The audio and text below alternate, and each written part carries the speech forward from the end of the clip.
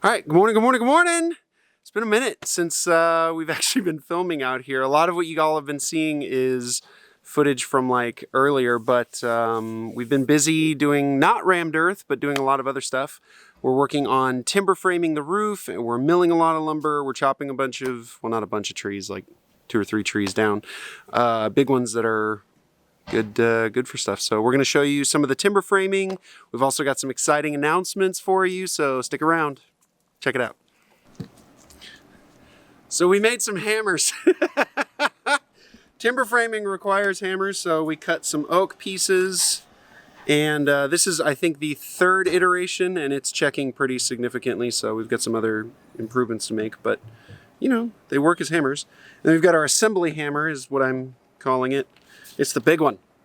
This is a solid piece of oak, so this sucker is really heavy, but it's for assembling the large timbers together, kind of getting the joints to lock into each other. So we're doing that. We've also been timber framing. Check it out. Look.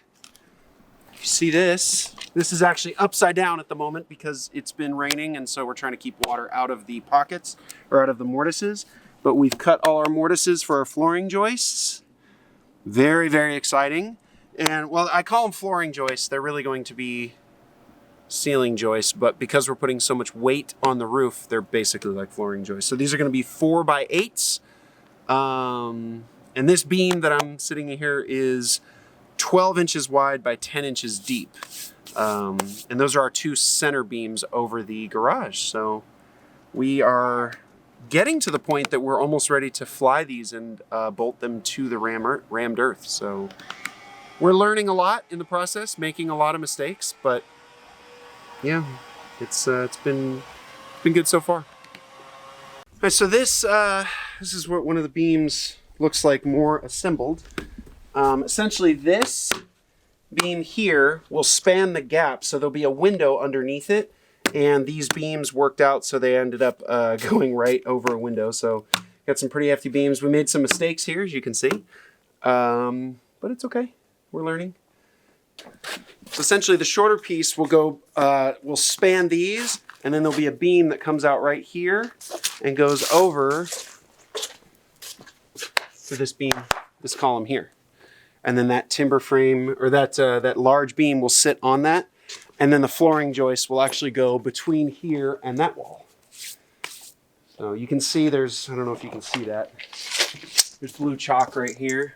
That's our, there'll be a beam that actually attaches to the rammed earth. Yeah. So we also made some Viking chairs out of our offcuts. These are pretty cool. They, it's essentially just a mortise with a very, very long tenon that sits through, and it sits like that. You can sit. And they are shockingly comfortable. Like, I know, right? It is way more comfortable than I thought it was going to be. So next we get to play with a new tool that I got to show you all. So this is a electric planer, and what we found was I did one of these beams completely by hand, and it took me like 3 hours, I think, with a 2-inch scrub plane. So we decided it's going to be better to have that. How long does this take? About 15 minutes, and it does a considerably better job. The other thing we noticed is, you can't really see it, but there's actually a dip right here. You can feel it, but if you look down, you can actually see that it wobbles. And we realized that too late, unfortunately, because that is being caused by 2 bearings that completely exploded on the sawmill. They're the bearings that run the tensioner for the blade, and so the blade was getting all wibbly wobbly. And we have parts on order, but we unfortunately cut a considerable amount of beams that are going to be a little wibbly wobbly, but it's timber framing, so it shouldn't affect it's just the look. So we're going to plane this thing out so we can actually mark it and with pencil and be able to easily see our mark. So that's what we're doing now.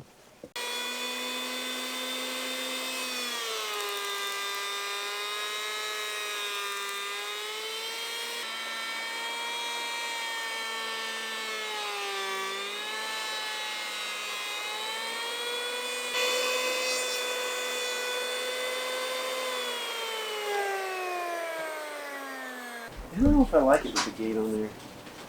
I don't think it helps enough. Let me pop that off real quick. I mean, the gate's there to make it so you can have a perfect 90.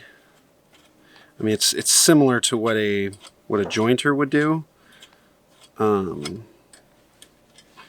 But at the moment, I care less about the perfect 90, more about just getting it even remotely flat.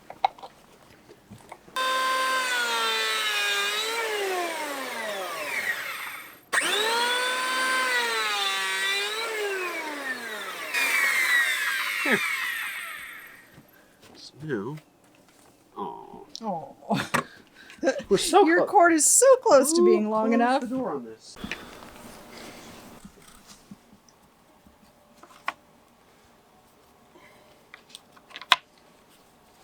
There. For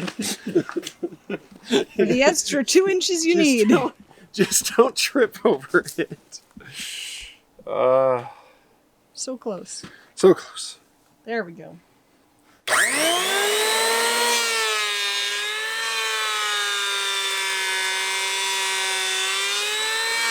That's our first pass.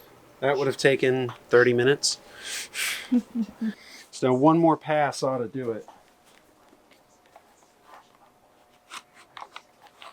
So what's the purpose of planing it? To get it flat for the mortiser and the saw and everything, you want to have at least some amount of flatness.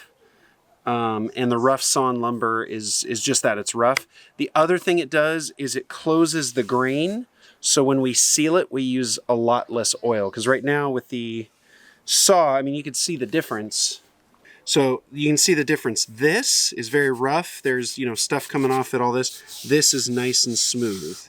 So what we were doing before was actually hand planing, which got it pretty good. And then we would sand. And what we found was, because this is green timber, the sander would kind of like make these little flecks and flakes and stuff and just leave it not in great shape. But this planes it very, very nicely. And we have a lot of these to do, so this is going to be really nice. Nice tool. And we could leave them rough. They would soak up a lot more oil. It would give a much more kind of rustic feel, but really it's that they would soak up so much more oil. And the oil is a little expensive because we're Heritage. I'm trying to remember the name of the brand. I can show it to y'all, but it's a tung oil with cut with citrus. And so it's a very, very, very natural, but also very expensive. So the less we use, the better.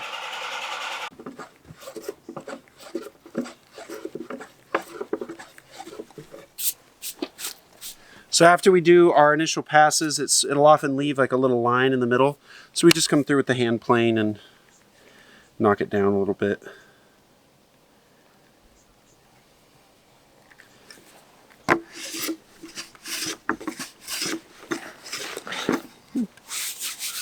Good to go. Just ready to rotate.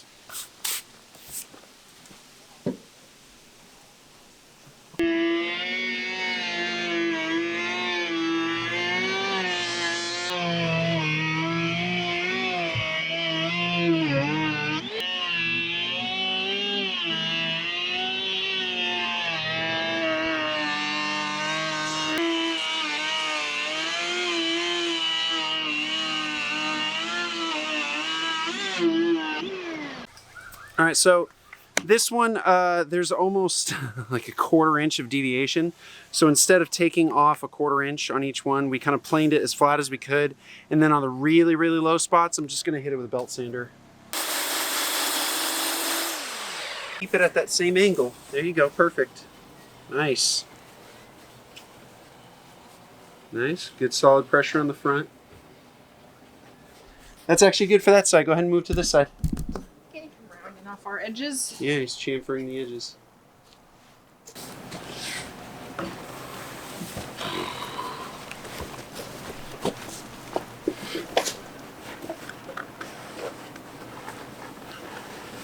Oh.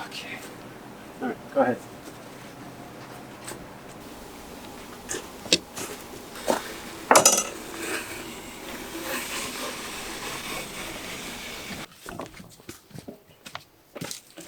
Want to demonstrate your toy? Just hope it works. Might.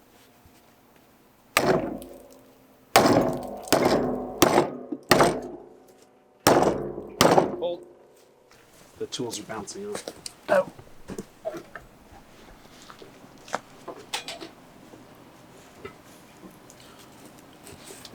Those are the only tools I care about. The hatchet probably shouldn't go bouncing.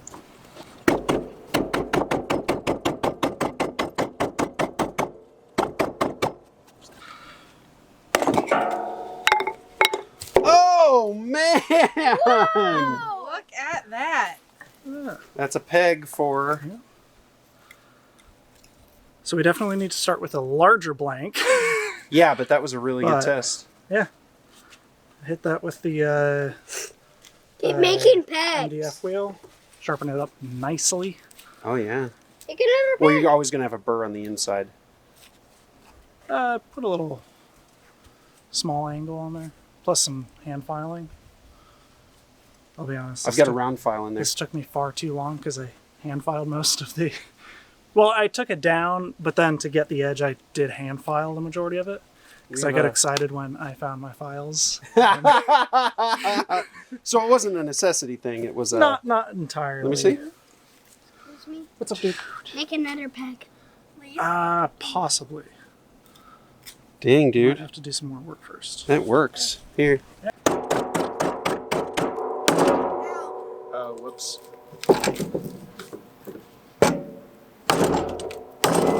Oh goodness. So I just realized something. What's that? We need to make 12-inch. Right. So we're always going to run into that problem. And when there's a whole base here, We'll have the... that's why it was taller. Yeah. Well, luckily you don't have to do that again. Yeah. You could just cut it add and more. extend it. It's not the end of the world. But... I don't know, that's pretty darn good. That's to a start really with. good darn. And I think this, like right about that here, was was 'cause when it I split. stopped guiding it. Yeah. So we do have to guide it most of the way down. When that split happened because it bottomed. Yeah. Yeah. Cool. Very cool.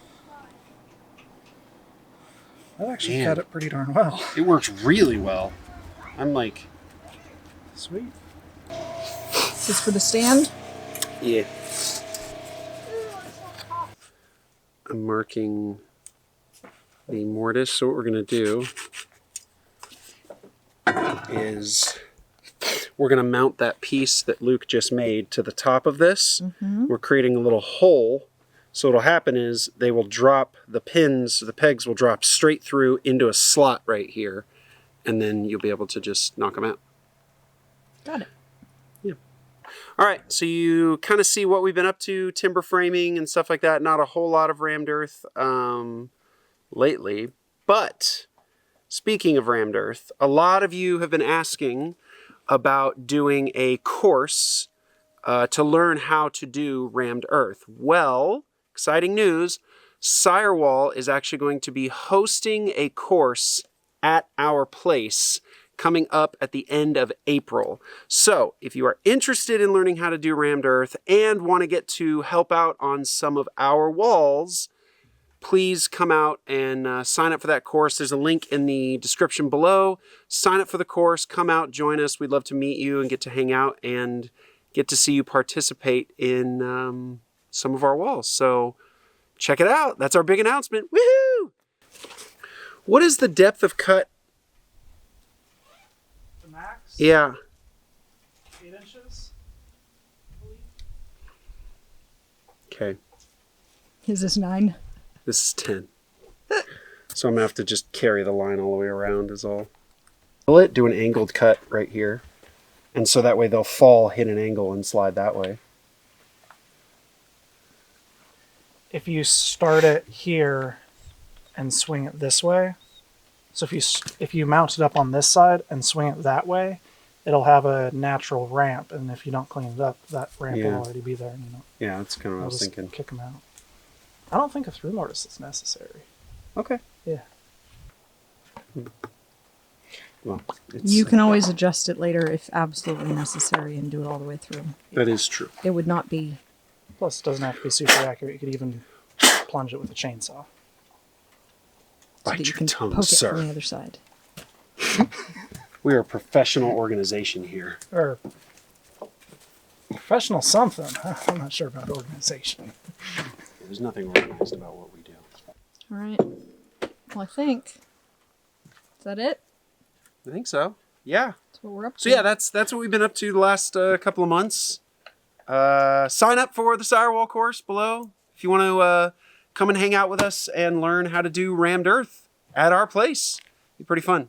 Other than that, we're just gonna keep timber framing and keep working. But Kendall has to go. So thanks for joining our adventure.